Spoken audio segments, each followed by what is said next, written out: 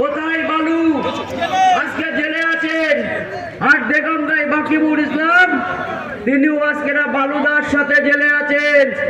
আজকে দেগঙ্গা শুধু নয়, সারা বসিরহাট জুড়ে হোক আর দেগঙ্গায় হোক, সমস্ত তৃণমূল কংগ্রেস নেতারা তারা মানুষের খাদ্য চুরি করেছে, এদের স্থান হবে জেলে। আর তার মূল কাণ্ডারি এই বাকিবুল ইসলাম মানুষের খাদ্য খেয়েছে। জ্যোতিপ্রিয় মল্লিক আর এই বাকিবুল ইসলামরা মিলে বিহারে পশু খাদ্য খেয়েছিলেন কে? লালু প্রসাদ যাদব। আর এখানে তো লালু প্রসাদ যাদব পশু খাদ্য খেয়েছে।